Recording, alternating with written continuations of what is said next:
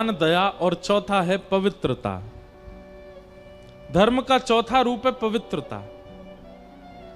पवित्रता के रूप में हम लोग केवल शरीर को पवित्र करते हैं, पर मन बुद्धि चित्त इतने अपवित्र हैं कि भीतर कोई झांक के देख ले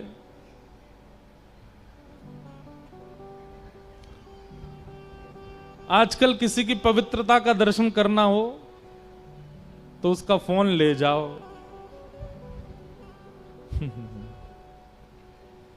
हमारे भाई लोग जो संग रहते हैं, कभी कभी हम उनका फोन धर लेते हैं, रात भर नींद नहीं आती उनको। क्यों? कुछ नहीं है, फिर भी हर व्यक्ति की अपवित्रता वहां है। हम लोग पवित्र हैं, बाहर से दिखाते हैं, केवल धोती पहन ली, बगलबंदी पहन ली, चंदन फोटा लगा लिए, लंबी चोटी रख ली और बने घूम रहे हैं भगत, पर पवित्रता नहीं है। सत्य, दान, दया और पवित्रता, ये चार धर्म के स्वरूप हैं। हम तो कहते हैं चारों तो लाना बहुत मुश्किल है, कोई एक ही चारों में से अगर परिपूर्ण रूप से हमारे जीवन में आ जाए तो भी हम धार्मिक कहलाएंगे। सत्य ही आ जाए, सत्य नहीं तो दया ही आ जाए, दया नहीं तो दान ही आ जाए, दान नहीं तो पवित्रता ही आ जाए, कुछ तो आ जाए। सत्य, दान, दया और पवित्रता। तो कलयुग क्या कर रहा है? इन चारों को काट रहा है। तीन तो काट चुका है, सत्य, दान और दया। एक बची है केवल पवित्रता। अब धीरे धीरे वो भी जा रही है। पहले भारतीय लोगों ऐसा कोई एक घर नहीं होता था जहां कोई नहाता ना हो। आजकल ऐसे ऐसे मिलने लगे, वो नहाते भी नहीं है। एक एक दो दो चार चार दिन तक नहीं नहाते। राम राम राम राम। एक बार हम किसी से मिले थे विदेश में, भारत में तो नहीं थे, तो हमने पूछा, मैंने कहा आप सुबह कितने बजे ऑफिस जाते हो? बोले 7 बजे। मैंने अच्छा, उठते कितने बजे हो? बोले 6:45 बजे। मैंने कि 6:45 बजे उठ के 7 बजे चले जाते हो आप? मैंने बाकी नित्य क्रम आदि आपका? बोले हाँ, बस 6:45 बजे उठे, वॉशरूम गए, फ्रेश अप हुए। मैंने कहा फिर भी 15 मिनट में स्नान, ध्यान, ब्रश, नहाना धोना सब कैसे हो जाता? नहीं नहीं नहीं, मैं तो रात में नहा के ही सोता हूं, सुबह उठ के तो फ्रेश अप हुआ, चला गया।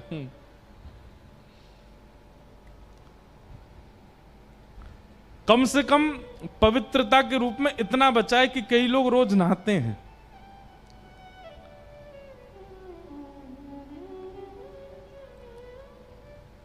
स्नान तो करते हैं रोज, इतनी पवित्रता है बस। इसके अलावा और कुछ पवित्र नहीं है। ना विचार पवित्र है, ना स्मृति पवित्र है, ना ध्यान पवित्र है,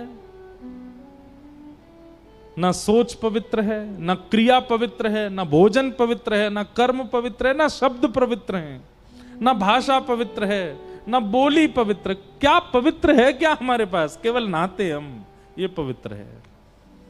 इतना ही धर्म बचा है बस हमारे पास, और कुछ नहीं है धर्म के नाम पर। और कलयुग धीरे धीरे इसको भी नष्ट कर देगा। एक समय ऐसा आएगा, व्यक्ति एक दिन नहाएगा, 15 दिन की छुट्टी हो गया। बीच में अभी वो सैनिटाइजर शुरू हुआ था ना, लोग उसको इतना पवित्र मानते हैं कि कई जगह तो हाथ नहीं धोते हैं, उसी से ही बस ये कर लिया, उनको लगता है हाथ धुल गए हमारे। ऐसा ही भविष्य में आप लिख लीजिएगा, भुसावल में बोल के जा रहे हैं हम, भविष्य में एक ऐसा एक इक्विपमेंट आएगा, ऊपर से नीचे यूं घुमा देंगे, बोले हो गए स्नान, चलो हो गए पवित्र। आएगा जरूर, उसमें फिर ये कह दिया जाएगा समय बचता है और शुद्धता सी लगती है, चेहरे पर ग्लो आ जाता है, काले से गोरे हो जाते हो, यही अपनाओ सब लोग, वही करेंगे। सत्य, दान, दया और पवित्रता, ये चार धर्म के रूप हैं और ये चारों ही नष्ट होते जा रहे हैं। और इनको नष्ट कौन कर रहा है? कलयुग। कलयुग बंधुओं हमारी दिनचर्या पर कुठाराघात करता है, वही तो कलयुग है। राजा परीक्षित ने कलयुग को पकड़ लिया, बोले कि तुम मेरे राज्य को छोड़ करके चले जाओ, तो कलयुग ने कहा एक काम कीजिए महाराज, मैं जा तो नहीं सकता, मुझे कुछ स्थान दे दीजिए, मैं वहीं रहूंगा। और 5 स्थान कलयुग को प्रदान किए गए। द्यूतम पानम स्त्रियः सूना यत्रा धर्मश्चतुर्विधा। 4 स्थान दिए, द्यूतम पानम स्त्रियः सूना और पुनश्च याचमानाय जात रूप मदात प्रभु। 5 स्थान बार बार मांगने पर 5वां स्थान दिया। कौन कौन से स्थान है? जुआ, मदिरापान,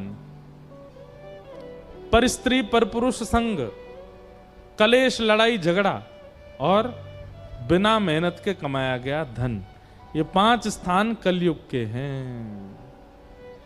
इनमें से एक में भी अगर आपका प्रवेश है तो कलयुग आपको छोड़ेगा नहीं। इसलिए कम से कम इन 5 जगहों से बचिए। जुआ मत खेलिए, जीव पर ऐसी कोई वस्तु धारण मत कीजिए जिस वस्तु से आपका माइंड अनकॉन्शियस होता हो। द्यूतम पानम स्त्रिय, पर स्त्री पर पुरुष संग मत कीजिए। सूना यानी कि हिंसा मत कीजिए। और अंतिम है बिना मेहनत के धन मत कमाइए। भूखे रहना मंजूर है पर बिना मेहनत के नहीं कमाएंगे। ये 5 स्थान कलयुग को देने के बाद राजा परीक्षित स्वयं भटक गए और एक मुकुट जो कि जरासंध का था उसको अपने सिर पर धारण किया। कलयुग ने मति भ्रमित कर दी और राजा परीक्षित ने एक शमिक ऋषि नामक ऋषि थे, उनके गले में मरा हुआ सर्प डाल दिया। कथा बहुत बार कही है, बहुत विस्तृत है, इसलिए मैं सूक्ष्म में ही सुना रहा हूं। एक ऋषि के गले में मरा हुआ सर्प। अब इसमें एक बात बहुत समझने की है। कलयुग जब आप पर प्रहार करेगा, आपके जीवन में जब कलयुग आएगा तो सबसे पहला कलयुग का दर्शन कहां होता है? वैष्णव अपराध। कोई वैष्णव, कोई भगवत भक्त, उसके प्रति आपको कुबुद्धि होने लग जाए, उसके प्रति आपको दोष बुद्धि प्रकट होने लग जाए, समझ जाओ ये कलयुग का प्रभाव है।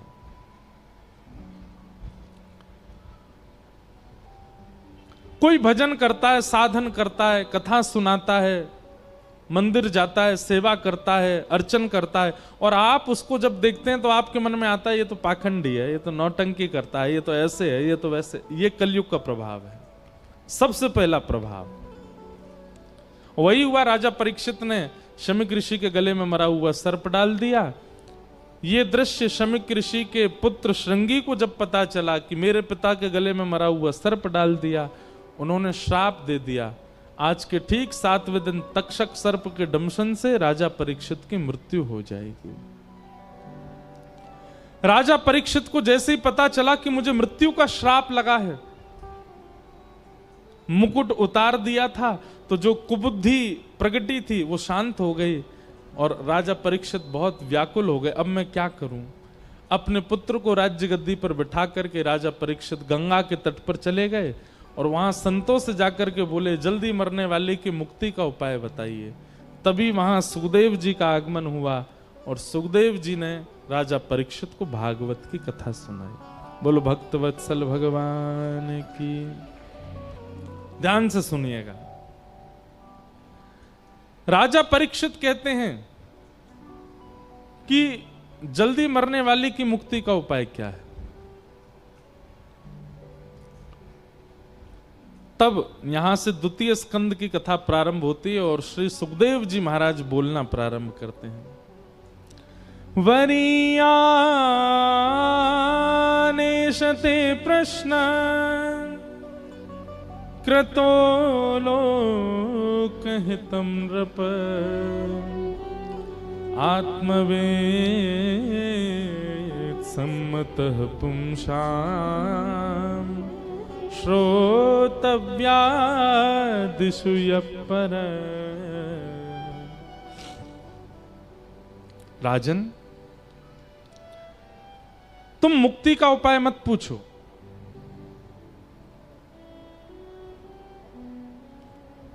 क्यों?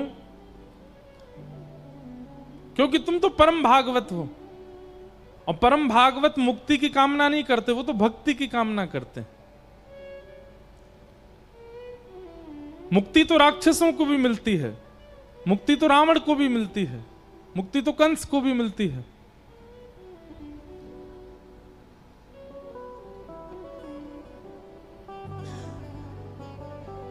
श्री पुंडलीक वरद श्री हरि विठ्ठल ज्ञान देव तुकाराम श्री पंडरीनाथ भगवान की।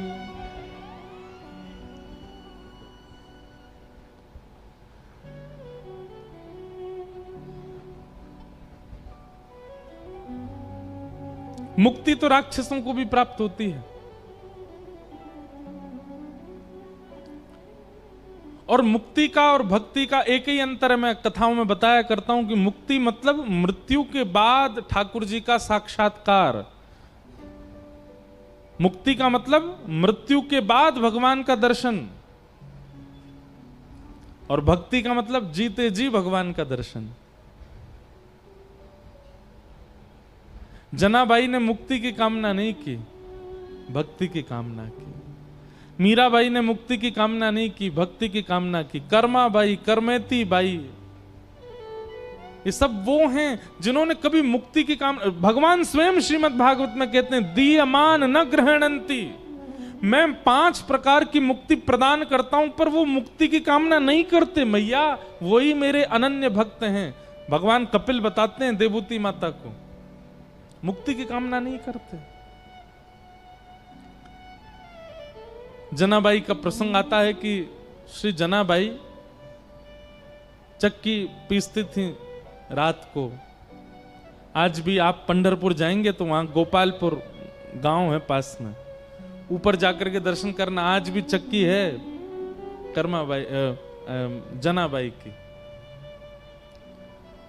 तो जनाबाई का नियम था कि जब वो चक्की पीसती थी ना, तो पीसते पीसते गाती थी, और वो स्वर इतना अच्छा लगता था ठाकुर जी को, इतना प्रिय लगता था कि ठाकुर जी आधी रात में मंदिर से भाग करके आते थे जनाबाई के पास, और ठाकुर जी बैठ करके सुनते थे, जनाबाई चक्की पीसती थी। अब मुझे अभंग तो याद नहीं है मराठी के,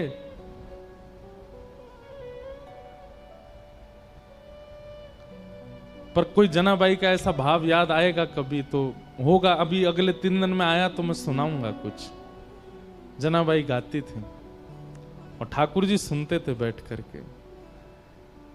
रोज आते थे ठाकुर जी और रोज जनाबाई गाती थी और वहीं बैठ करके श्री ठाकुर जी सुनते थे। एक दिन ठाकुर जी गए और जनाबाई ऐसे चक्की पीस रही थी, तो ठाकुर जी बोले, ए जना ये चक्की मत पीस। तो जनाबाई बोली, क्यों?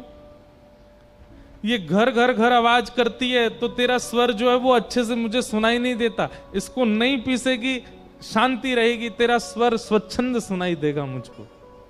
आप विचार करो ठाकुर जी को कितना प्रिय लगता है।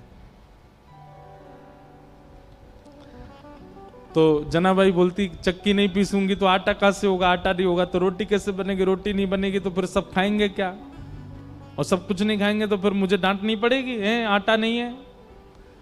तुम तो बस सुनने आ जाते हो रोज रोज यहाँ पर, मुझे तो सुबह रोटी बनानी, नामदेव जी पूरा परिवार भोजन करेगा। नामदेव जी के यहाँ सेवा करती थी ना जनाबाई।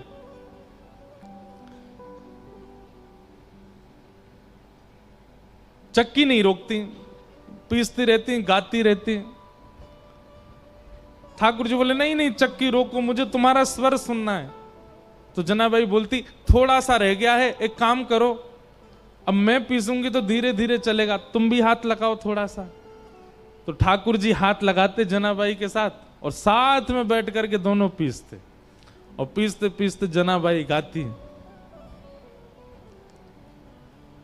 ठाकुर जी को सुनाती।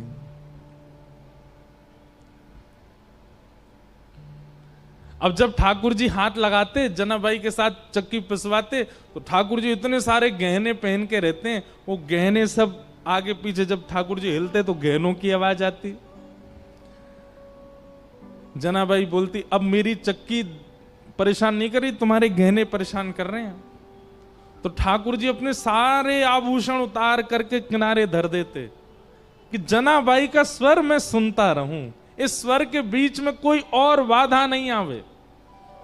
और ठाकुर जी अपने सारे आभूषण उतार करके किनारे में धरते और जनाबाई के साथ धीमे धीमे चक्की पिसाते और जनाबाई गाती।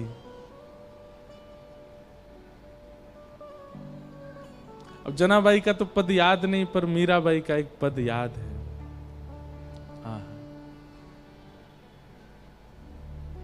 व्याकुल प्राण धरत नहीं धीरज, व्याकुल प्राण। सुनिए बस, ताली मत बजाओ।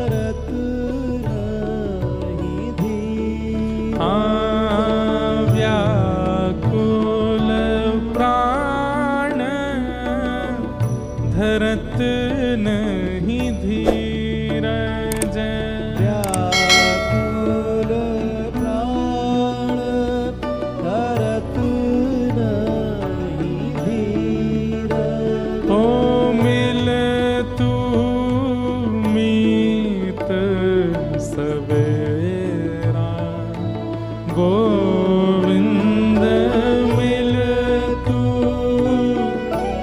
मीराबाई कह रही है मेरे प्राण अब धीरज नहीं रखते हैं, मैं इन प्राणों को कब तक बचा करके रखूं। श्याम सुंदर अब तो मिल जाओ ना मुझे। पिया मोरा गोविंद कब मिले, पिया मोरा गोविंद कब मिले, पिया मोरा।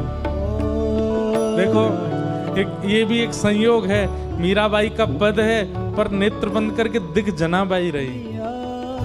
जनाबाई चक्की पीस रही हैं, ठाकुर जी हाथ लगवा रहे हैं, अपने सारे गहने उतार करके ठाकुर जी कोई आवाज ना हो, हाथ के अपने स्वर्ण के कड़ूला भी उतार दिए, पैर की पाजेब, क्योंकि ठाकुर जी हिलते हैं तो आवाज होती है। स्वच्छंद जनाबाई का स्वर मेरे कान में जाना चाहिए। और ठाकुर जी नेत्र बंद करके जनाबाई के स्वर सुनते हैं। जनाबाई कहती है कुछ भोजन किया आपने? ठाकुर जी कहते हैं हाँ किया। क्या पाया? विठल भगवान कहते हैं पूरन पोली पाई। अच्छा पूरन पोली पाई? बोले हाँ। और कल क्या खाया था आपने? ठाकुर जी बोले कल भी पूरन पोली। परसों क्या खाया था? और छोटी सी जनाबाई, उसको कुछ और तो आता नहीं बात करना, ठाकुर जी से ऐसी बात करती है सहज बात। आज नहाए थे, पानी गर्म था कि ठंडा था, ऐसे पूछती है। एक बात लिख लीजिएगा भैया, ठाकुर जी चतुरों को नहीं मिलते, सरल को मिलते हैं, सहज को मिलते, जो ज्यादा जानता ही नहीं दुनियादारी उसको मिलते हैं ठाकुर जी। जनाबाई कहती परसों भी पूरन पोली खाई थी? बोले हाँ। और उससे पहले? बोले उससे जब से मंदिर में बैठा हूं तब से पूरन पोली खाता हूं रोज। जनाबाई के नेत्र आंसू आ गए। बोले मुझे कोई रोज पूरन पोली खिलाए, मेरा तो मन नहीं करेगा।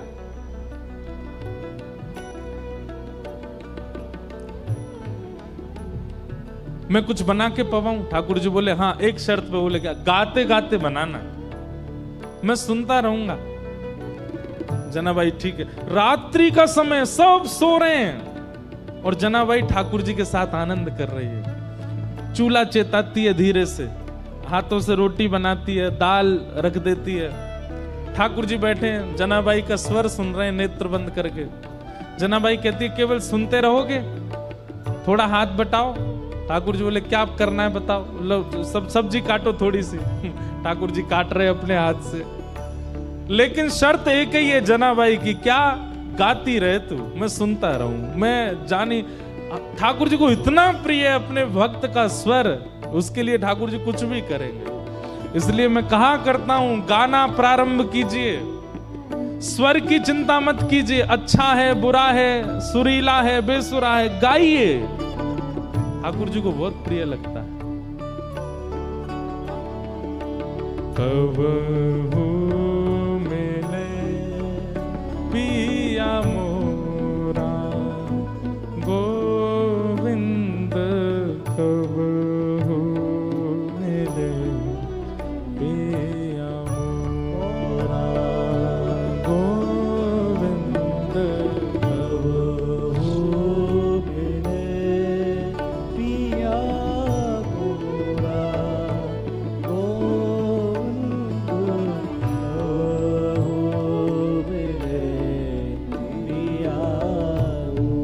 प्रसाद शुद्ध कर देती है जनाबाई। ठाकुर जी के आगे जब पधराती है, ठाकुर जी पाने बैठते हैं। अच्छा, पेट भरा हुआ है ठाकुर जी का, प्रसाद पाके आए मंदिर से, लेकिन जना ने बनाया है और गाते गाते बनाया है, इसलिए ठाकुर जी लोभ में पा रहे हैं। और बीच बीच में जनाबाई के कुछ मन में आ जाता है, ऐसे नहीं ऐसे पाओ, अपने हाथ से तोड़ के खुद खिलाती है और ठाकुर जी पाते हैं उसके हाथ से। ये मुक्ति में प्राप्त नहीं हो सकती स्थिति, ये तो भक्ति में ही प्राप्त होगी। मुक्ति में तो क्या होगा, वैकुंठ में एक जगह मिल जाएगी, बैठे रहो वहां पे। पर भक्ति में तो जीते जी अभी इसी अवस्था में, इसी स्थिति में, इसी काल में, इसी जन्म में ठाकुर जी प्रत्यक्ष सामने आ जाएंगे और वो सब अनुभव प्रदान करेंगे जो सब भक्तों को प्राप्त होता है। और बहुत अच्छा चरित्र है जनाबाई का। इसके बाद की लीला थोड़ी सी हृदय को थोड़ी पीड़ा तो देती है, पर है लीला। फिर ऐसा हुआ कि सुबह का समय हो गया, ठाकुर जी बैठे रहे पूरी रात। इतने में ही मंगल वाजे बजने लगे, घंटे घड़ियाल बजने लगे। पंडरीनाथ भगवान की मंगला आरती, उसको काकड़ा आरती बोलते हैं, काकड़ा आरती का समय हुआ। ठाकुर जी बोले, ए जना, मैं तो भूल ही गया। बोले क्या हो गया? बोले मंदिर में आरती होने वाली है। तो जनाबाई बोली जल्दी जाओ, मंदिर जाओ। और जनाबाई थोड़ी भावुक हो गई। ठाकुर जी बोले तू क्यों भावुक होती? बोले पूरे दिन कल सोए नहीं, रात भर मैंने सोने दिया नहीं, अब फिर से दिन में जाके उठ जाओगे, ठंडे ठंडे पानी से सब तुमको नहलाएंगे, तुमको दूध से नहलाएंगे, बिल्कुल आराम नहीं करने दिया मैंने। ठाकुर जी बोले तू भी तो नहीं करेगी तो मैं भी नहीं करूंगा। इतना सुख ठाकुर जी जनाबाई को। तो जना तुरंत ठाकुर जी जाने लगे तो जनाबाई से बोले, ए सुन, तू अपनी सॉल दे दे। क्यों? ऐसे जाऊंगा तो सब पहचान जाएंगे मुझको, वहां पुजारी पंडा सब भारी खड़े होंगे, थोड़ा ढक के जाऊंगा खुद को तो किसी को पता नहीं चलेगा। और जनाबाई की सॉल लपेट करके श्री पंडरीनाथ भगवान पहुंचे मंदिर। बाहर पंडा पुजारी खड़े थे, चुपचाप ठाकुर जी मुंह ढकढका के भीतर घुस गए। पंडाओं ने सोचा कोई होंगे, भीतर के सेवक होंगे। और भीतर जाकर के ठाकुर जी जैसे ही अपनी वेदी के ऊपर खड़े हुए ही थे, इतने में ही कपाट खुल गए, सॉल उतार ही नहीं पाए ठाकुर जी। और ऐसे जैसे खड़े भये, कपाट खुले, सब लोग जय जयकार करने लगे, पंडरीनाथ भगवान की जय, रुक्मणीनाथ भगवान की जय। वहीं दर्शनार्थियों में नामदेव जी खड़े थे। नामदेव जी ने जैसे ही ठाकुर जी को, नामदेव जी का नियम था रात्रि शयन के दर्शन करके जाते थे, फिर सुबह मंगला में आते थे। रात्रि शयन में ठाकुर जी इस सॉल में तो नहीं थे। और नामदेव जी के घर में सेवा करती है जनाबाई। और जनाबाई की सामग्री नामदेव जी को पता है वो क्या पहनती है। नामदेव जी तुरंत बोले, ये सॉल तो मैंने कहीं देखी है जो पंडरीनाथ पहने, रात में तो नहीं थी, ये सुबह कहां से आ गई? नामदेव जी बोले कहां देखी, कहां देखी, कहां देखी? सोचते सोचते सोचते उनको याद आया, अरे ये तो हमारे घर में सेविका जना पहन के घूमती है, ये तो वही सॉल है। उसकी कढ़ाई आदि बिल्कुल वैसी थी। तो कई बार आश्चर्यचकित वस्तु दिखती है तो आप अचानक से बोल पड़ते हो, और नामदेव जी बोल पड़े, ये तो जना की सॉल है। अब नामदेव जी जितनी देर सोच रहे थे उतनी देर वैसे ही मंदिर में बड़ी भगदड़ हो गई थी। क्यों? क्योंकि जैसे ही कपाट खोले और ठाकुर जी का जब दर्शन किया तो ठाकुर जी के जितने आभूषण थे वो थे ही नहीं। क्यों? ठाकुर जी तो रात में वहीं चक्की पर छोड़े आए थे जनाबाई के पास में। और यहां सब मंदिर में भाग दौड़ होने लगी, बोले अरे ठाकुर जी के आभूषण कहां है, आभूषण कहां? और इसी समय नामदेव जी सोच रहे थे सॉल किसकी है, और अचानक से उनके मुख से निकला, ये सॉल तो जना की है। सारे पुजारियों ने रुक के कहा, क्या कहा? ये सॉल जनाबाई की है? बोला हाँ। इसका मतलब आपके यहाँ जो जनाबाई है वही आकर के और यहाँ पे जो है सब चोरी करके चली गई, ठाकुर जी के सब आभूषण ले गई। किसी ने भी सदविचार नहीं किया, सबने दुर्विचार किया कि जनाबाई सब ठाकुर जी के आभूषण चुरा के चले गए। यहां जनाबाई रात भर का जो उसका अनुभव था उसको आनंद ले रही थी, स्नान ध्यान करके आज बड़ी प्रसन्न है, तिलक लगाती है, सुंदर साड़ी पहनती है और बढ़िया सुंदर अपना गजरा बांधती है। ठाकुर जी ने रात में जो सुख दिया उसको भूल नहीं पा रही है। और इतने में ही सब पुजारी आ गए और पुजारियों ने आकर के कहा, ए जना तू ठाकुर जी के आभूषण चुरा के लाई। जनाबाई को अचानक याद आया, बोले अरे रात में चक्की पीसते समय आवाज हो रही थी तो उन्होंने उतार के चक्की के पास ही रख दिए थे। अब जनाबाई इतने लोगों को कैसे समझाए? प्रेम का यह स्वरूप है कि वो संख्यकों को नहीं समझाया जा सकता। अब जनाबाई बोलती कि वो आए थे, पिसवा रहे थे, कौन सुनने को तैयार होता उस समय? पुजारियों ने कहा ऐसे नहीं बताई कि ढूंढो। अंदर जाकर के सब देखा तो चक्की के पास ही ठाकुर जी के आभूषण मिल गए। ठाकुर जी की लीला कैसी विचित्र है, कभी कभी तो गुस्सा आ जाता है ठाकुर जी पे, ऐसा क्यों करते हैं ठाकुर जी? खुद ही छोड़ के गए सारे आभूषण। सब पुजारियों ने जनाबाई को घेर लिया, बोले कि इसने हमारे ठाकुर जी के आभूषण चुराए हैं, इसको दंड मिलना चाहिए। जनाबाई नीची नजर करके नेत्रों से अश्रु गिर रहे हैं पर मन से बड़ी प्रसन्न है। वाह पांडुरंगा, बड़े नटखट हो, रात में लीला करते हो, सुख देते हो, प्रेम करते हो और फिर सुबह ऐसे सबके बीच में आरोप लगवा रहे हो। लेकिन भक्त का स्वभाव होता है तेरे फूलों से भी प्यार, तेरे कांटों से भी प्यार, तू जो भी देना चाहे दे दे मेरे करता, सब स्वीकार। और पंढरपुर में एक घनघोर बादल ने आकर के आक्रमण किया। सब लोगों ने निश्चित किया कि जनाबाई को सूली पर चढ़ा दो, इसने ठाकुर जी के आभूषण चुराए। लोगों को पता चले कि पंडरीनाथ भगवान की किसी भी वस्तु का हरण करने से क्या होता है। थोड़ा सा रोष किया जनाबाई ने। पंडरीनाथ के सामने जनाबाई कहती हैं, बोले कि नाथ मुझे सूली पर चढ़ने में दिक्कत नहीं, पर कल को आपके भगत बहुत डरेंगे। जैसे रात में मेरे घर आ गए थे, मैंने तो द्वार खोल के भीतर बुला लिया था, कल को किसी और के घर जाओगे तो कोई द्वार खोलेगा नहीं। आपका क्या पता कहीं कड़ूला छोड़ के चले जाओ, कहीं मुकुट छोड़ के चले जाओ, सुबह आरोप लगे तो। लेकिन जनाबाई क्रोध तो कर रही है लेकिन प्रेम में कर रही है, ठीक है पर मुझे स्वीकार है। किसी ने प्रश्न किया नामदेव जी ने क्यों नहीं रोका?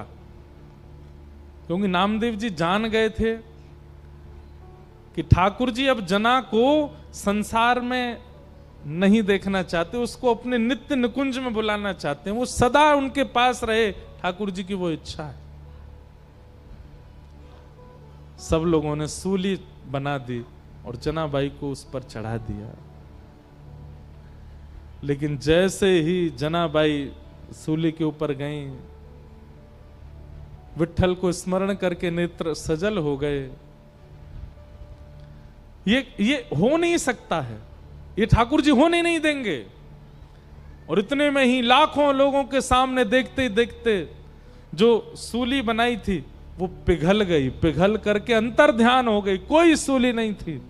जनाबाई स्वच्छंद खड़ी थी, ठाकुर जी ने उसको पिघला दिया, एक मोम की तरह पूरी सूली पिघल गई।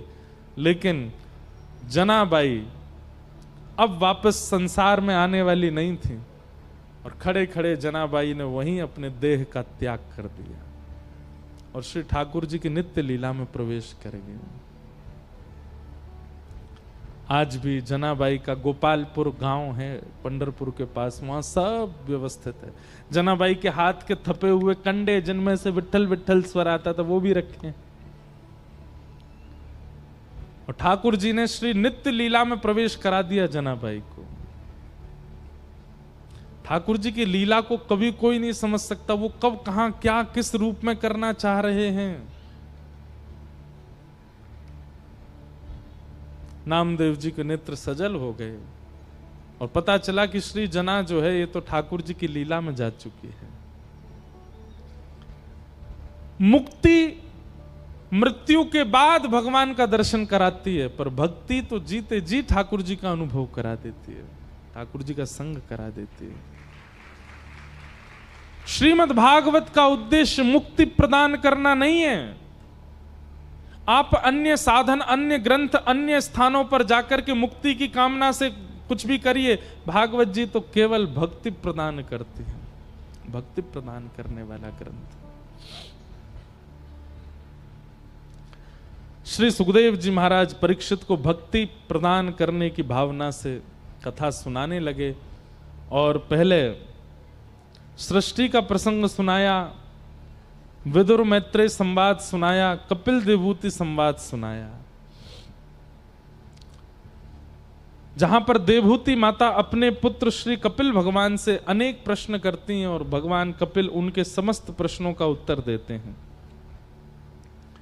इन्हीं प्रश्नों में देवहूति माता ने भगवान से पूछा कि हे ठाकुर जी, आपके सर्वांगीण अंग में सबसे पहले कौन से अंग का दर्शन करना चाहिए? व्यक्ति जब आपका दर्शन करने के लिए मंदिर में जाए तो आपके किस अंग का दर्शन सबसे पहले करे? तब भगवान कहते हैं, संचिन्तयेत् भगवतश्चरणारविन्दम् वज्रांकुशध्वज सरोरुहलाञ्छनाढ्यम् उत्तुङ्गरक्तविलसल्लखचक्रवालम् ज्योत्स्ना विराहत महद हृदयान्धकारम्। बहुत ध्यानपूर्वक सुनिए। मंदिर में प्रवेश करते सबसे पहले ठाकुर जी के युगल चरणों का दर्शन करना चाहिए। ठाकुर जी चाहे कितने भी सुंदर बन के खड़े हों, कितने भी बढ़िया पोशाक पहनी हो, कितना भी मुख उनका चमक रहा हो, आप सबसे पहले नजर गाड़ के उनके चरण ही देखो।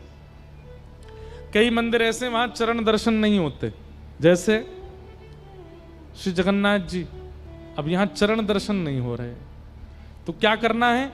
ठाकुर जी के निचले भाग को देखना है और निचले भाग में चरण का भाव रखना है, चरण की अनुभूति करनी है कि ठाकुर जी के ऐसे ऐसे चरण हैं, उन चरणों में हम प्रणाम कर रहे हैं। फिर चरणों को प्रणाम करने के बाद घुटने, फिर उसके बाद उदर, फिर वक्ष, अंत में मुख देखना चाहिए। नीचे से ऊपर ठाकुर जी का दर्शन करना चाहिए। हम क्या करते हैं? मुख ही मुख देख के निकल जाते हैं, कभी अवसर मिलता तब नीचे आके चरण आदि देख के फिर जाते हैं। नहीं, ठाकुर जी स्वयं आज्ञा कर रहे हैं कि सबसे पहले मेरे चरणों का दर्शन करना है। इसके पीछे कारण क्या? हम लोग कितने विषयों को चित्त में लेकर के गए हैं मंदिर, और ठाकुर जी के सामने जाकर के उन विषयों के सहित ठाकुर जी का दर्शन करेंगे तो ठाकुर जी चित्त में प्रतिष्ठित नहीं हो पाएंगे। हम आपसे अगर पूछें कि आप अंतिम बार पंढरपुर कब गए थे, आप कहोगे 2 महीना पहले। और अगर मैंने कहीं पूछ लिया कि 2 महीना पहले पंढरपुर जब गए थे, विट्ठल भगवान के पोशाक का वर्ण कैसा था, आपको याद नहीं होगा। क्यों? क्योंकि ठाकुर जी का वो स्वरूप आपके चित्त में प्रतिष्ठित नहीं है।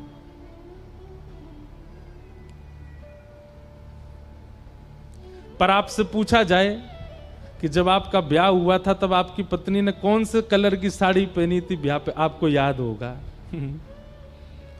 पति ने कैसी शेरवानी पहनी थी वो भी याद होगा। गुब्बारे जो लगे हुए थे पंडाल में उनका रंग कैसा था याद होगा। क्यों? वहां पे चित्तवृत्ति सारी लगी हुई थी आपकी। इतने प्रसन्न थे कि अब मेरा ब्याह होने वाला है, अब मैं दुल्हा बन गया हूं। साली ने जो जूतियां चुराई थी वो कैसे रंग गई थी ये भी याद होगा। क्यों? क्योंकि वहां आपकी चित्तवृत्ति पूरी लगी थी। मंदिर में ठाकुर जी का वर्ण कैसा था ये आपको याद नहीं है।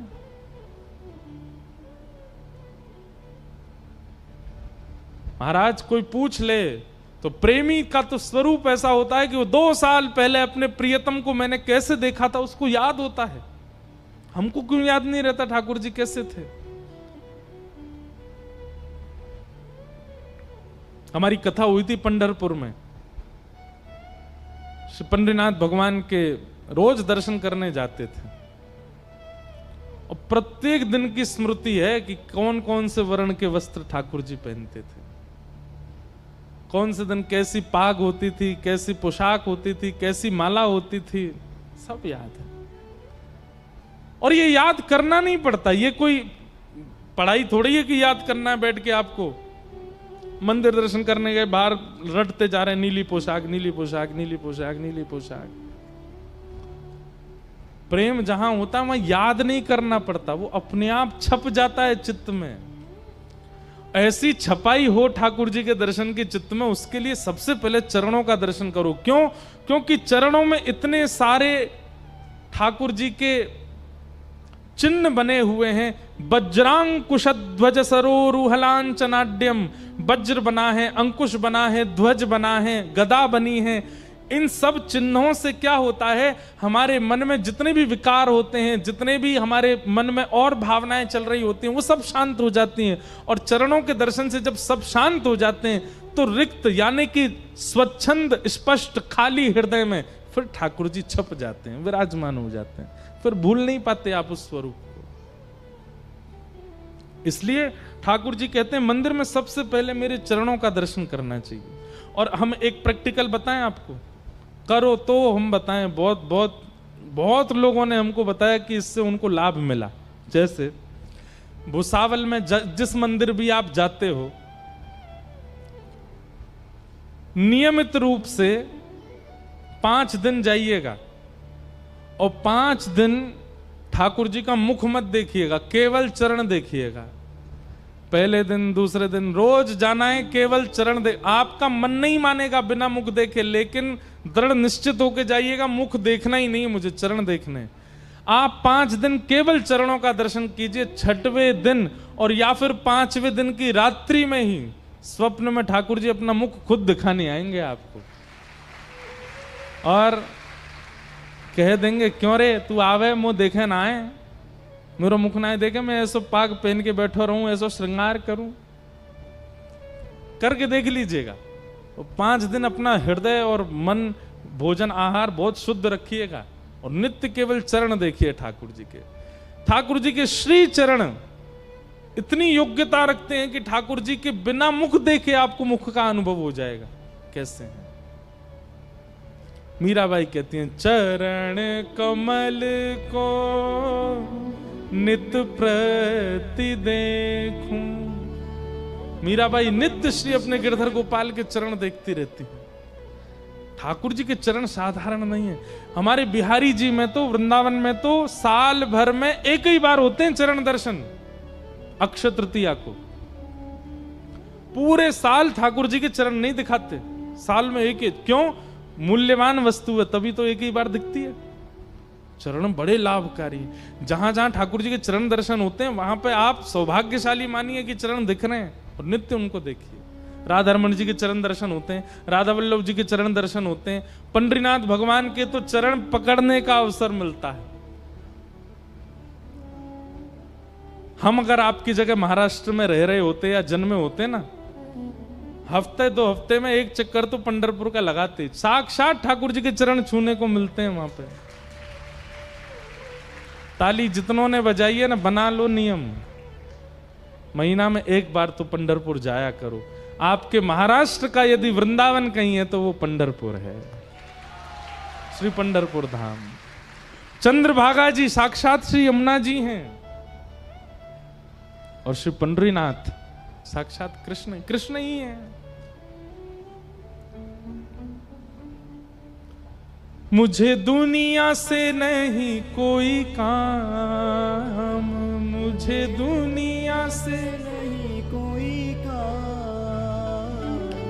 मैं तो रटू राधा राधा नाम, ओ मैं तो रटूं राधा राधा नाम। और पंढरपुर तो हो गया वृंदावन, और जहां जनाबाई का स्थान है ना गोपालपुर, उसको वैसे गोवर्धन मानते हैं वहां पे लोग, लेकिन हमारी श्री जी भी पहाड़ पे विराज रही है। गोपालपुर का जो मंदिर है वो भी पहाड़ पे ही है, उसको बरसाना मान लेना। और आप तो भैया हर महीना की एक दिन जाकर के अपनी 84 कोस कर आया करो पंढरपुर जाके। वृंदावन तो दूर पड़ेगा, पंढरपुर तो पास है। हो मेरे मन में विराजे श्याम दीवानी, मेरे मन में विराजे श्याम दीवानी, मेरे मन में विराजे श्याम दीवानी, मेरे मन में विराजे श्याम दीवानी। ओ जहाँ विराजे राधा रानी, जहाँ विराजे राधा रानी, ओ जहाँ विराजे राधा रानी, जहाँ विराजे राधा रानी। हाँ मेरो मन। ठाकुर जी के दर्शन में आवश्यक क्या होता है जिससे ठाकुर जी जल्दी रीझ जाएं? सब लोग इधर देखिए, बहुत ध्यान से सुनिए।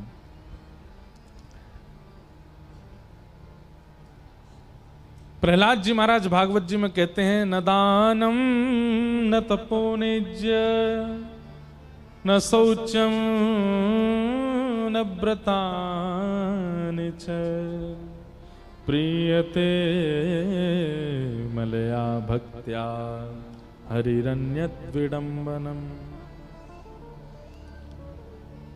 बहुत ध्यान से सुनिए। न दानम न तपः, एज्य कहते हैं यज्ञ को, न दानम न तपोनेज्य न शौच्यम बहुत पवित्रता, न व्रतानि च ना व्रत से। इन सब से ठाकुर जी मिलेंगे ये कंफर्म नहीं है। आप 30 दिन के महीने में 25 दिन व्रत करते हो, 5 ही दिन भोजन करते हो, ठाकुर जी मिलेंगे?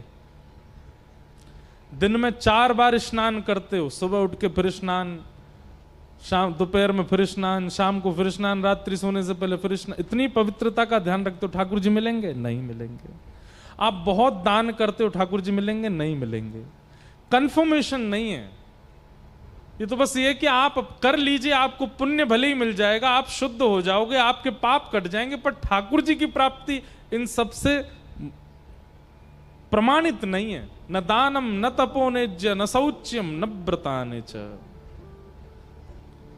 तो प्रहलाद जी कहते हैं फिर कैसे मिलेंगे? बोले प्रियते मलया भक्त्या हरिरन्यत विडंबनम। अब आप में से कई लोग कहेंगे अभी अभी तो आप दान की महिमा बता रहे थे, थोड़ी देर पहले पवित्रता की महिमा बता रहे थे, और अभी अचानक से आप स्विच हो गए, अपने आप ही कह रहे हो कि इनसे ठाकुर जी नहीं मिलेंगे।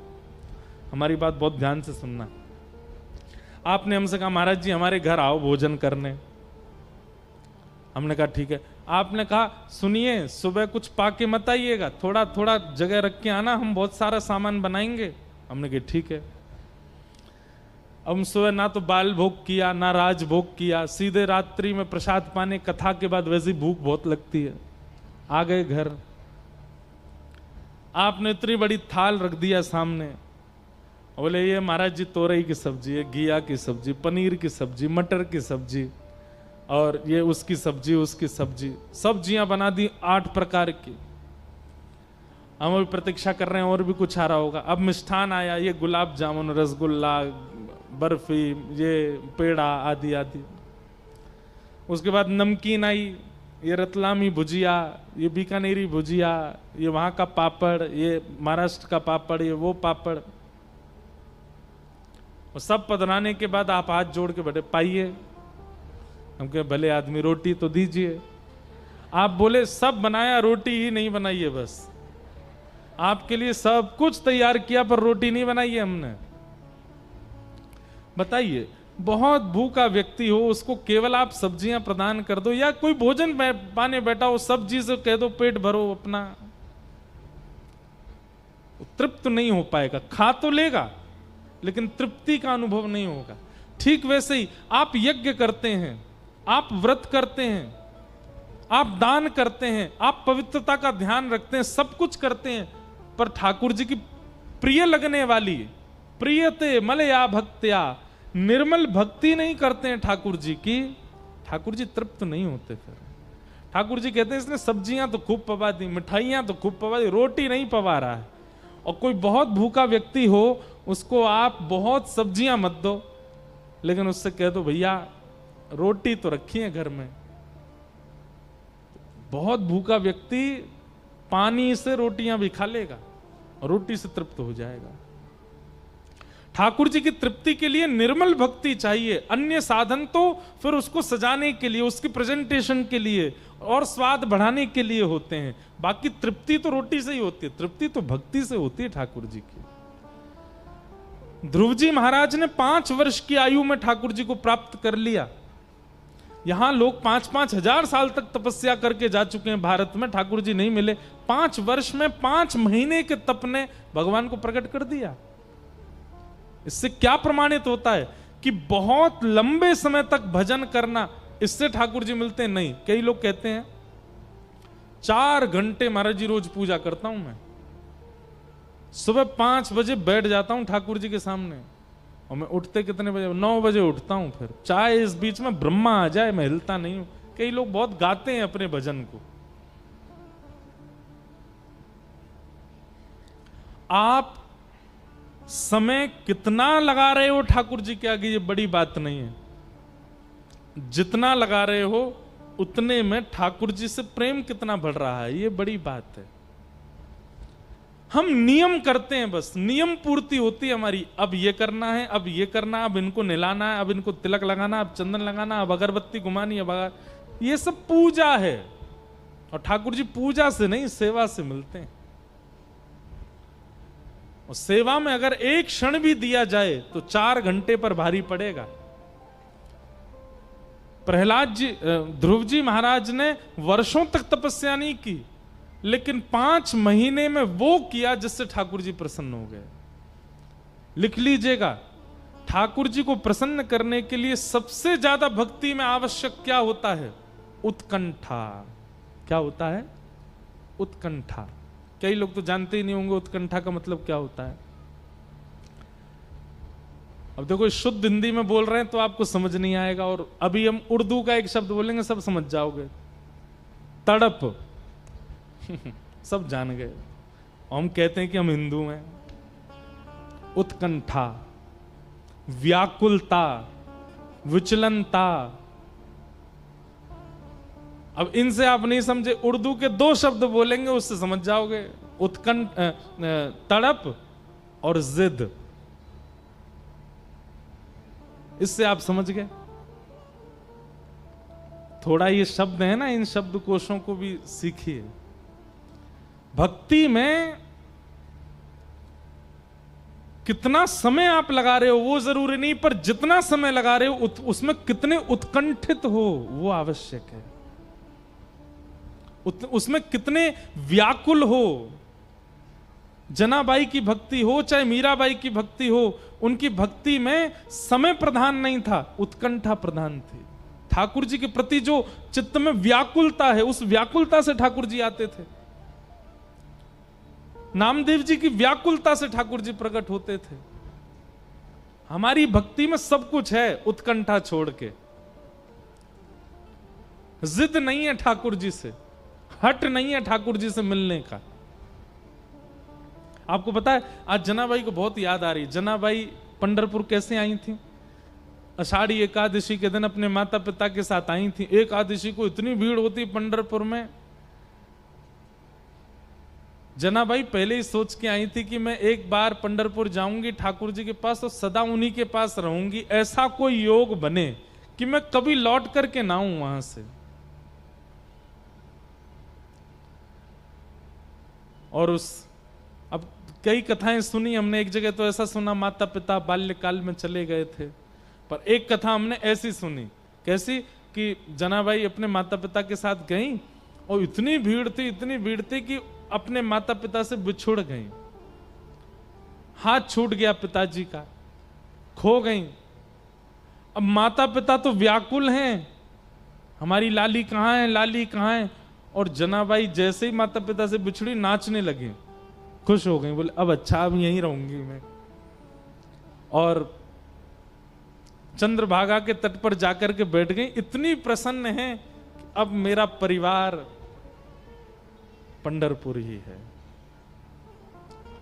माझ बहिण चंद्रभागा, माझ बहिण चंद्रभागा, करित से पाप भंग, करिता से पाप भंग माझे माहिर पंढरी आहे भीवर चातेरे। वाह, देखो हमने बोल दी, मराठी बोली है, आज मोटी ताई नहीं बोला। मोठी है ना, मोती है मोठी ताई। अब जो भी है ठीक है, अब बार बार मत बुलवाओ। बाप आई, बाप आई, माझे विठ्ठले रखुमाई, माझे विठ्ठले रखुमाई। मेरे माता पिता कौन है? आज के बाद मेरे माता पिता विठ्ठल और रुक्मणी है। मेरी बहन कौन है? ये चंद्रभागा मेरी बहन है। मेरा परिवार कौन है? ये पंढरपुर में आने वाले सारे वैष्णव मेरे परिवार है। जनाबाई ऐसे आई ठाकुर जी के पास और फिर 4 दिन तक रोती रही। क्यों? इतनी भीड़ की दर्शन ही नहीं हुए पंडरीनाथ जी के। तब रोती हुई जनाबाई को एक महात्मा, एक साधक अपने यहां लेकर, वही थे श्री नामदेव जी महाराज। वो तो रोती क्यों? बोले मेरे विठ्ठल कब मिलेंगे, मुझे विठ्ठल कब मिलेंगे। ये उत्कंठा, ये व्याकुलता, ये मिलने की अत्यंत तीव्र इच्छा भक्ति में ये आवश्यक है, और हमारे अंदर यही नहीं है।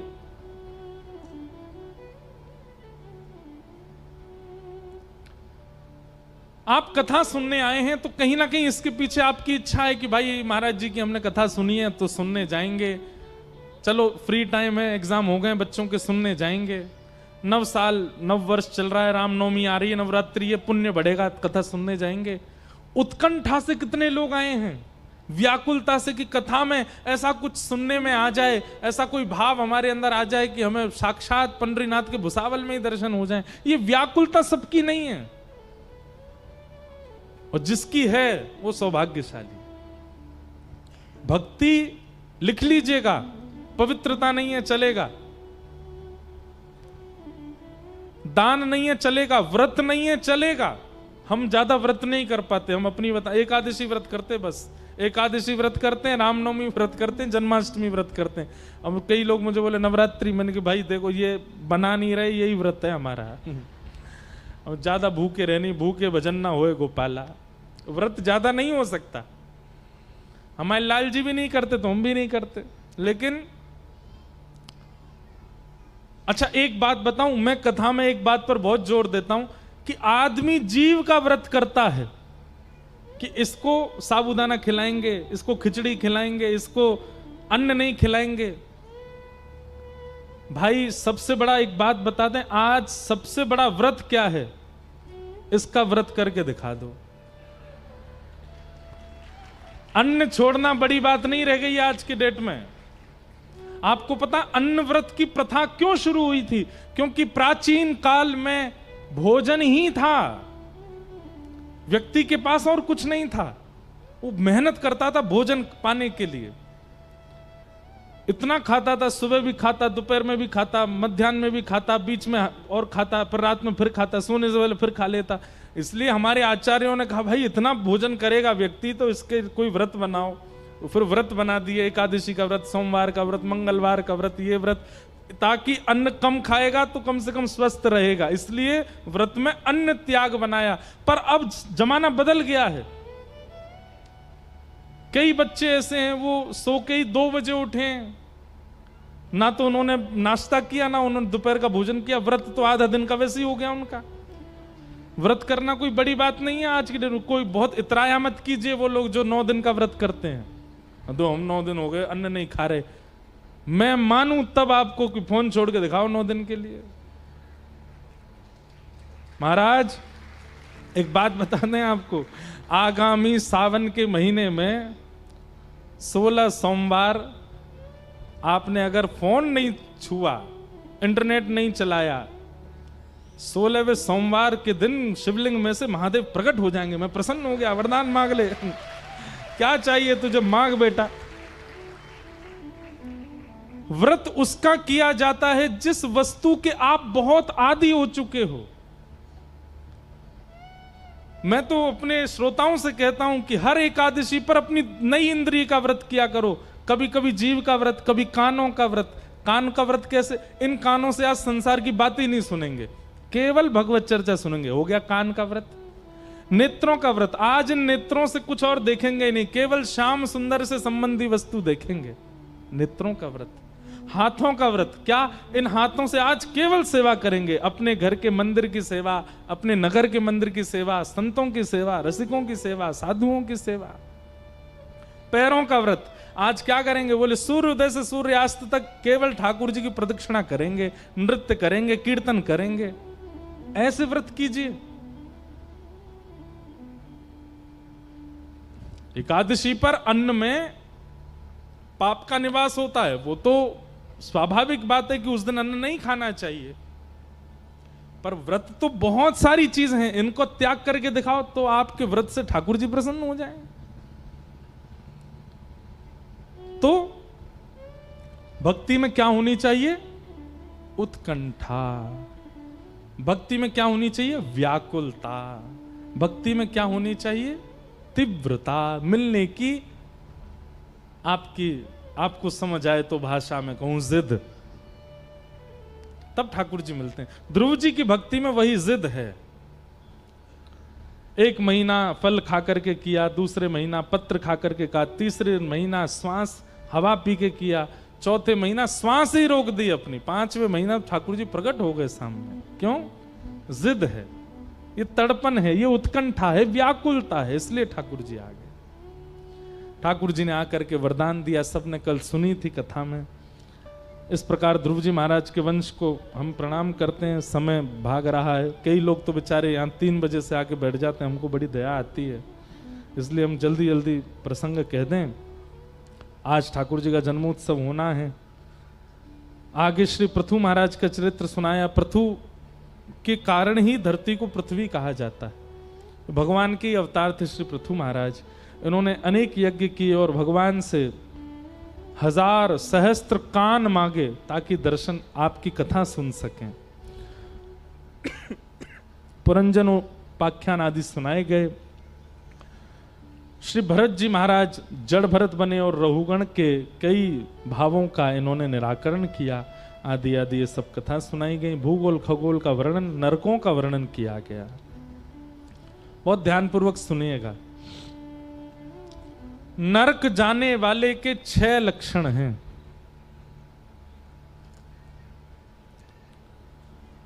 सब लोग डरते हैं नरक जाने से, पर ये 7 लक्षण जिसमें दिखाई देते हो, 6-7 लक्षण हैं, समझो वो नरक जाएगा। कौन कौन से? अत्यंत कोप कटुका च वाणी, दरिद्रतां च स्वजनेषु वैरम, नीच प्रसंग कुलहीन सेवा, चिन्हानि देहे नरकम गताना। ये 6 चिन्ह जिनमें दिखाई दे रहे हो, समझ जाना कि वो नरक निश्चित जाएंगे। सबसे पहला अत्यंत कोप, भयंकर गुस्सा। सब लोग इधर देखो। सबसे पहला अत्यंत कोप। किसी व्यक्ति को यदि भयंकर गुस्सा आता है तो निश्चित है कि वो नरक जाएगा। कटुकाच वाणी, किसी की वाणी इतनी कड़वी है कि वो जब बोलता है तो सामने वाले का हृदय इतना दुखी हो जाता है कि नेत्रों से आंसू आ जाते हैं। ऐसा व्यक्ति नरक जाएगा। अत्यंत कोप कटुकाच वाणी, दरिद्रताम च, जो व्यक्ति कभी संतुष्ट नहीं रहता, कभी भी संतुष्ट नहीं है, उससे कभी भी पूछ लो, भोजन बनाने वाला पूछ ले, भोजन अच्छा बना, उसमें भी कमी निकाल देगा। वस्त्र बनाने वाला बोले भैया आपको कुर्ता बढ़िया आ गया, उसमें भी कमी निकाल देगा। बाल काटने वाला पूछे बाल बढ़िया कटे, उसमें भी कमी निकाल देगा। मतलब वो हमेशा असंतुष्ट ही रहता है। ऐसा व्यक्ति भी नरकगामी होता है, सोच लीजिए। क्योंकि अभी ये तो हमने बहुत सामान्य सी बातें बताई हैं मंच से, भोजन में कमी निकालना। कई लोग तो लोगों में ही इतनी कमियां निकालते हैं, भले ही अनंत गुणवान व्यक्ति उनके सामने आ जाए उसमें भी दोष देख लेते हैं। दरिद्रताम च, जो असंतुष्ट रहता है, कभी संतोष नहीं करता। अत्यंत कोप कटुकाच वाणी दरिद्रताम च, और चौथी वस्तु स्वजनेषु वैरम, अपनों से बैर करता है। जो उसके शुभ चिंतक हैं, जो उसको अच्छा बताते हैं, भाई देखो तुम ऐसा गलत मत खाया करो, गलत लोगों के पास मत जाया करो, गलत गलत काम मत किया करो, ऐसे लोगों को अपना शत्रु मान लेता है और उनका त्याग कर देता है। स्वजनेषु वैरम। और पांचवा बताया नीच प्रसंग, बहुत ध्यान से सुनिएगा। स्वयं मांस नहीं खाता, स्वयं मदिरा नहीं पीता, लेकिन जिनके साथ बैठता है, जिनके साथ घूमता है, जिनके साथ खेलता है, वो सब काम करते हैं। खुद कभी पाप की चीजें नहीं करता, बहुत शुद्ध रहता है, लेकिन जिनके साथ 24 घंटा उसका उठना बैठना, वो सारे गलत काम करते हैं। वो तो जाएंगे नरक में, आपको और लेके जाएंगे। आप नरक जाकर के यमराज जी से पूछोगे, मैंने तो कोई पाप किया नहीं, आपने मुझको क्यों बुलाया? यमराज जी कहेंगे, क्योंकि तुम संग रह करके उसको सुधारे नहीं, इसलिए तुमको बुलाया। ये बात हम नहीं कह रहे हैं, शास्त्र प्रमाण है। नीच प्रसंग, नीच व्यक्ति का संग करने से भी नरक जाना पड़ता है। और कुलहीन सेवा, माता पिता से अगर कोई बालक द्रोह करता और आप उसकी सेवा करते हो, आप उसको और बढ़ावा देते हो, तो भी आपको नरक जाना पड़ेगा। इस प्रकार ये 6 चिन्ह हैं नरक के, इनका वर्णन किया गया, अजामिलोपाख्यान सुनाया गया। आगे भागवत जी में फिर भगवान के परम भक्त श्री वृत्रासुर का चरित्र सुनाया। यही वृत्रासुर अपने पूर्व जन्म में चित्रकेतु नाम के एक गंधर्व थे। प्रहलाद जी का चरित्र सुनाया। हिरण्यकश्यप के खानदान में, हिरण्यकश्यप के परिवार में भगवान के कुलीन भक्त का प्रादुर्भाव हुआ, जिनका नाम था श्री प्रहलाद जी महाराज। एक बात याद रखिएगा, या तो परिवार में भक्त का प्रादुर्भाव ठाकुर जी की इच्छा से होता है, या फिर परिवार में भक्त का प्रादुर्भाव माता पिता की इच्छा से होता है। कई बार माता पिता की इच्छा से नहीं भी थी, फिर भी कोई भक्त बालक घर में जन्म ले, तो ये ठाकुर जी की इच्छा है। हिरण्यकश्यप जैसे दानव, हिरण्यकश्यप जैसे महान घनघोर राक्षस के यहाँ प्रहलाद जी का जन्म हुआ, ये भगवत इच्छा थी। उनकी पत्नी जब गर्भवती थी, उस समय पर हिरण्यकश्यप हिमालय पर तप कर रहे थे, और उसी काल में नारद जी ने आकर के उनकी पत्नी कयाधु को भगवत चर्चा सुनाई, जिसके प्रभाव से हिरण्यकश्यप जैसे दानव परिवार में एक प्रहलाद जैसे बालक का जन्म हुआ।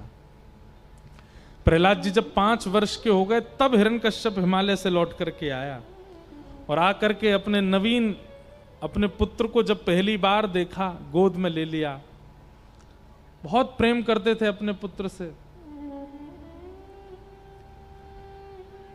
प्रहलाद जी को पढ़ने के लिए दानव विद्यालय में भेजा, जहां पर दानवी विद्या सिखाई जाती थी। प्रहलाद जी महाराज दानव विद्यालय में जाते, 1 साल बाद जब लौट करके आए, तो पिता ने गोद में बैठा के पूछा, बेटा तूने क्या सीखा? कोई अच्छी बात बताओ जो तुमको बहुत अच्छी लगी हो, आज तक तुमने किसी से सीखी हो, मुझे बताओ। प्रहलाद जी इतने खुश हो गए, पिताजी आप सुनना चाहते हैं? एक बहुत अच्छी बात मुझको पता है। हिरण्यकश्यप बोले, हाँ बेटा सुनाओ। कि तत्साधु मन्ये सुरवय देहिनां सदा समुद्विग्न धियाम सद्गृहात् हित्वात्मपातं ग्रहमन्धकूपं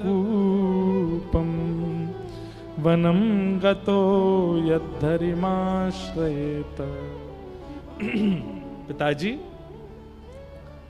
प्रहलाद जी कह रहे हैं हिरण्यकश्यप से, ये संसार एक अंधा कुआं है और हम सब खाते पीते हंसते खेलते सब इसमें गिरते जा रहे हैं।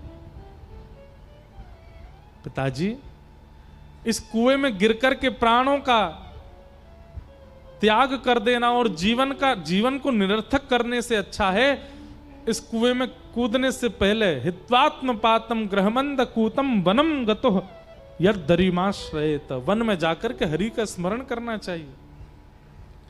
क्योंकि हम सब संसार के लोग तो भेड़ की चाल चलते हैं, आगे वाली भेड़ जहां जाती है सब लोग वहीं जाते हैं। अब देखो, किसी की मृत्यु हो जाती है तो हमारे सनातन धर्म में क्या नियम है, उसको अर्थी में लेटा करके और पूरे नगर से फिर शमशान लेके जाते हैं और क्या गाते जाते हैं, राम नाम सत्य है, गोविंद नाम सत्य है, कृष्ण नाम सत्य है, गोपाल नाम सत्य है। ये राम नाम सत्य आप किसको सुनाते हो? वो जो लेट गया व्यक्ति वो तो सुन नहीं रहा है, उसके तो कान अब काम कर नहीं रहे। किसको सुनाते हैं हम? जीवित लोगों को सुनाते हैं। पूरे नगर में, बाजार में, घरों के आगे से निकलते हैं और क्या कहते जाते हैं, राम नाम सत्य। मतलब सब सुनो, ये जो हमारे कंधे पर चढ़ के जा रहा है, इसने बहुत कमाया, बहुत लिया, बहुत सब कुछ किया, पर आज इसके साथ कुछ भी नहीं जा रहा है। भैया सावधान हो जाओ, जितने जीवित हो, राम नाम ही सत्य है, बाकी सब असत्य है। पर कितनी बड़ी विडंबना। ताली तो आपने बजा दी, अच्छी बात है, धन्यवाद। पर कितनी बड़ी विडंबना कि राम नाम सत्य है को हमने अपशगुन मान लिया है। किसी के जन्मदिन पर जाके बोल दो, भाई राम नाम सत्य है, क्या बोलेगा? ए भाई तू क्या बोल रहा है, आज मैं 24 साल का हुआ, तू क्या बोलता है भाई?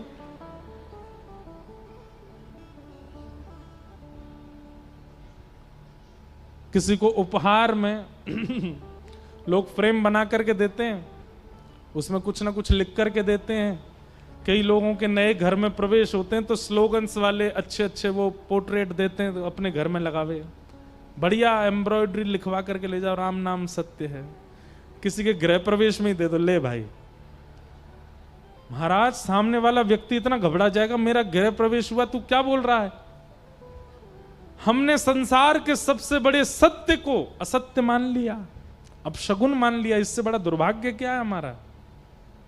आप लोग हंसे क्यों? किसी के बर्थडे पर जाके राम नाम सत्य बोलने पर आप हंसे क्यों? क्योंकि आप भी ये मानते हो कि राम नाम सत्य हमसे भी कोई ना बोले। ये दुर्भाग्य है हमारा। राम नाम ही सत्य है, आगे सब असत्य है। सांचो एक राधा रमण झूठो सब संसार। प्रहलाद जी वही बात बता रहे हैं अपने पिताजी को, पिताजी मृत्यु के बाद में भगवान नाम सत्य बोलने का कोई अभिप्राय नहीं है, जीवित अवस्था में बोलना चाहिए। हित्वात्म पातम ग्रहमंद कूपम वनम गतः यद्धरिमाश्रयेत, वन में जाकर के भजन करना चाहिए। हिरण्यकश्यप को क्रोध आया, उठा करके अपने पुत्र को दूर पटक दिया। अनेक प्रयास करके प्रहलाद जी को मारना चाहा, पर प्रहलाद जी का बाल बांका भी नहीं हुआ। सब जगह हरिनाम ने रक्षा की। एक दिन पिताजी महाराज बोले, ए प्रहलाद तू बच कैसे जाता है? तेरे को पहाड़ से फेंक देते हैं, हम नदी में डुबा देते हैं, तू जहर पिला देते हैं, हर चीज में बच कैसे जाता है? प्रहलाद जी इतना सुंदर उत्तर देते हैं। प्रहलाद जी कहते हैं, दंता गजानाम कुलिशाग्र निष्ठुर शीर्णायते ते नवलम ममैतत् महाविपत्ताप